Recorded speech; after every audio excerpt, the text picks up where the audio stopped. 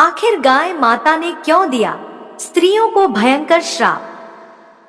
दोस्तों, क्या आप लोगों को पता है कि गाय माता ने समस्त स्त्रियों को ऐसा कौन सा श्राप दिया था जिसकी वजह से आज तक समस्त नारी जाति को वह श्राप भोगना पड़ रहा है? गाय माता का एक ऐसा श्राप जिसे टाला नहीं जा सका, उसी की वजह से आज भी समस्त नारी जाति को वह श्राप भोगना पड़ रहा है। दोस्तों, वह श्राप कौन सा था? चलो आज हम आप लोगों को एक कथा के माध्यम से बताते हैं। दोस्तों, वीडियो को लाइक करके कमेंट बॉक्स में जय गौ माता अवश्य लिख दीजिएगा। एक समय की बात है जब देव ऋषि नारद कैलाश पर्वत से गुजर रहे थे तो उन्होंने देखा कि भगवान भोलेनाथ गाय माता को कुछ खिला रहे थे। तो उन्होंने भगवान भोलेनाथ को प्रणाम किया और पूछा, हे प्रभु, यह देखकर मैं अत्यंत प्रसन्न हुआ कि आप गाय माता को बड़े लाड प्यार से खाना खिला रहे हैं, जबकि पृथ्वी लोक पर तो गाय का अनादर होता है और गाय माता तो दर बदर भटकती है।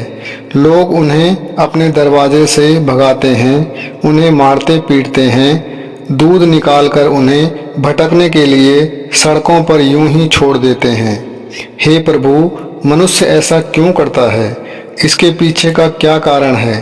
कृपा करें और इस भक्त की परेशानी का समाधान कीजिए। तब भगवान शिव कहते हैं, हे देव ऋषि नारद, यहाँ एक विचित्र कथा है और यहाँ मैं तुम्हें एक कथा के माध्यम से बताता हूँ। एक बार श्री कृष्णा अपनी राजगद्दी पर विराजमान थे और उनके साथ में गौ माता भी थी। तभी उनके दरबार में देवी सत्यभामा पहुंच जाती हैं। सत्यभामा के पहुंचने के बाद भगवान श्री कृष्ण को देखती हैं और उनके साथ में गौ माता को देखकर सत्यभामा अत्यंत प्रसन्न होती है।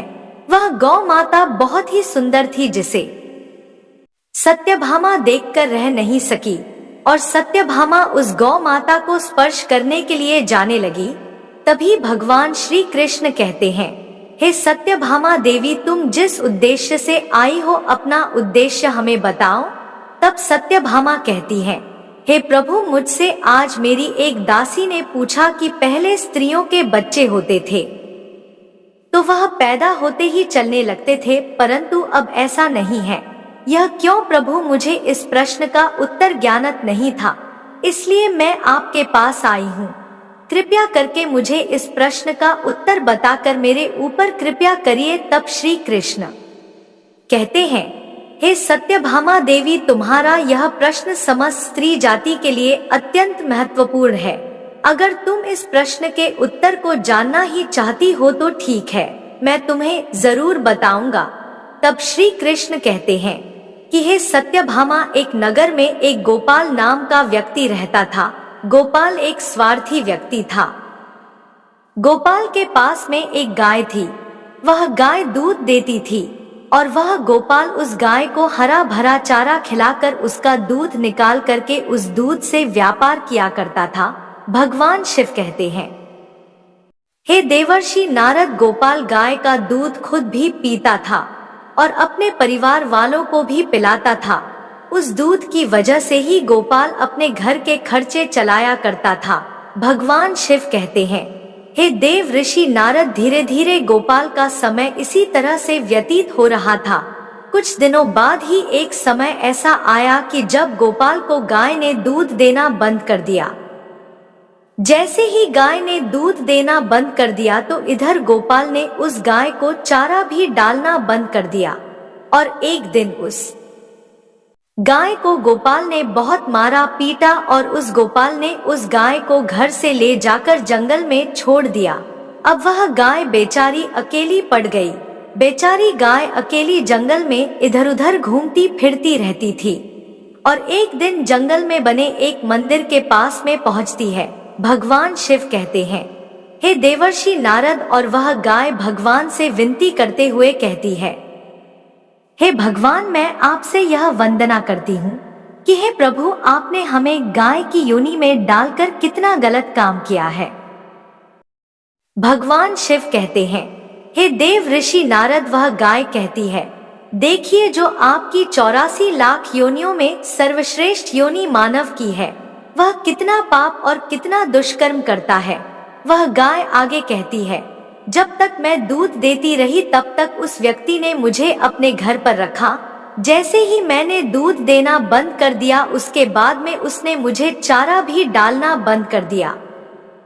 इतना ही नहीं, उसने तो मुझे घर से बाहर ही निकाल दिया।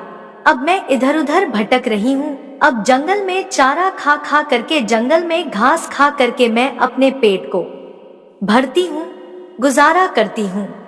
हे भगवान, आपने जो सर्वश्रेष्ठ योनि बनाई है, प्रभु यह तो कितनी स्वार्थी और लालची योनि है। भगवान शिव कहते हैं, हे देवर्षि नारद, धीरे धीरे समय व्यतीत होता चला गया। गाय बेचारी दर बदर भटकती रही। जब भी वह गाय गोपाल के द्वार पर आ जाती है तो अब गोपाल लाठी लेकर के उस गाय को जंगल की तरफ, खेतों की तरफ भगा करके आता है।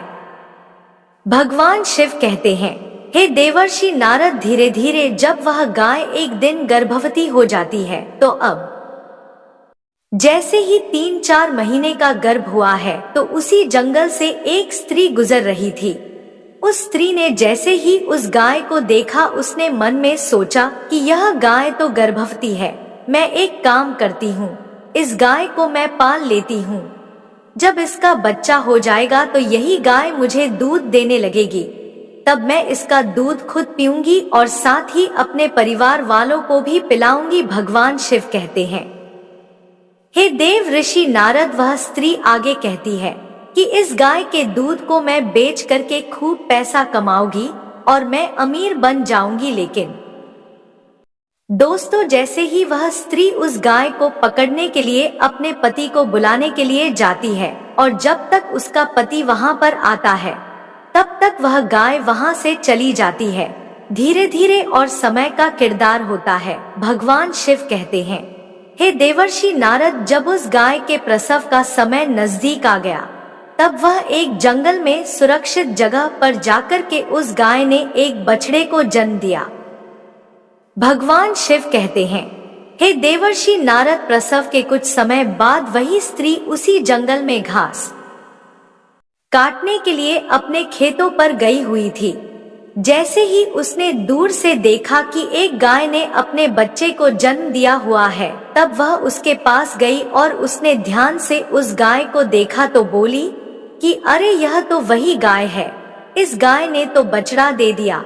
चलो, अच्छा हुआ। भगवान शिव कहते हैं, हे देवर्षि नारद, वह स्त्री सोचती है, अब मैं इस गाय को पकड़ करके अपने घर पर अवश्य ले जाऊंगी। जैसे ही वह स्त्री उस गाय के पास से अपने पति को बुलाने के लिए जाने लगती है, तभी गाय उसी समय उस स्त्री से कहती है, हे बहन, आज तुम हमारे ऊपर एक उपकार कर दो। यह हमारा जो बच्चा है, यह हमारे बगल में पड़ा हुआ है। इसे उठाकर तुम मेरे गर्दन के ऊपर रख दो। मैं अपने बच्चे को लेकर के किसी सुरक्षित जगह पर चली जाऊंगी, क्योंकि यह मेरा बच्चा 8 महीने बाद चलने लायक हो पाएगा। 8 महीने बाद अपने पैरों पर चलेगा। भगवान शिव कहते हैं, हे देव ऋषि नारद, ऐसा अभी है, ऐसा पहले नहीं था। पहले गाय का बच्चा 8 महीने के बाद ही अपने पैरों पर चलने लायक हुआ करता था। भगवान शिव कहते हैं, है देवर्षि नारद, लेकिन जैसे ही उस स्त्री ने गाय की बात सुनी तो वह बहुत जोर जोर से हंसने लगी। वह कहने लगी, तुम्हारा बच्चा इतना गंदा है, इतनी गंदगी में यह पड़ा है। मैं तो तुम्हारे बच्चे को उठा करके तुम्हारे कंधे पर क्यों रखूं? मैं तुम्हारे ऊपर यह उपकार क्यों करूं? जैसे ही उस स्त्री ने उस गाय का बहुत मजाक बनाया, उस समय गाय बेचारी असहाय थी। वह अपने बच्चे को उठा नहीं सकती थी। भगवान शिव कहते हैं, हे देव ऋषि नारद, उसी समय दुखी होकर के गाय ने श्राप दे दिया। उसने श्राप देते हुए कहा कि जाओ, आज तुम्हारा बच्चा जन्म लेने के बाद तुरंत चलने लगता है, लेकिन आज मैं श्राप देती हूँ, तुम्हारा बच्चा जन्म लेने के 8 महीने बाद ही अपने पैरों पर चलने लायक होगा। और जो यह मेरा बच्चा आज चल नहीं पा रहा है और यह आज के बाद पैदा होते ही बहुत जल्द अपने पैरों पर चलने लायक हो जाएगा। भगवान शिव कहता है, हे देवर्षि नारद, इसी श्राप के कारण स्त्रियों का बच्चा अपने पैरों पर पैदा होते ही नहीं चल पाता, क्योंकि गाय माता ने समस्त स्त्री जाति को श्राप दिया है। परंतु गाय माता का जो बच्चा होता है वह तुरंत चलने लायक हो जाता है। अब भगवान शिव कहते हैं, तब श्री कृष्ण आगे कहते हैं, हे देवी सत्यभामा, अब तो आपको पता ही चल गया होगा कि आखिर किस कारण से स्त्री का बच्चा पैदा होते ही नहीं चल पाता और वह कौन सा श्राप है जो गाय ने स्त्री को दिया था। तब देवी सत्यभामा कहती हैं कि हे प्रभु, अब मुझे मेरे प्रश्न का उत्तर मिल गया है। इस प्रश्न का उत्तर बताने के लिए आपको कोटि कोटि नमन करती हूँ। और तब देव ऋषि नारद को भी उनके प्रश्नों का उत्तर मिल गया। दोस्तों, कहा जाता है कि सतयुग में जिस समय सुखदेव जी पैदा हुए थे, तो सुखदेव पैदा होने के तुरंत बाद ही अपने पैरों पर चलने लगे थे और वेदव्यास भी जन्म देने के तुरंत ही बाद अपने पैरों पर चलने लगे थे। यह बात सतयुग की थी, लेकिन कल युग में ऐसा नहीं है, क्योंकि गाय ने समस्त स्त्री जाति को श्राप दे दिया था।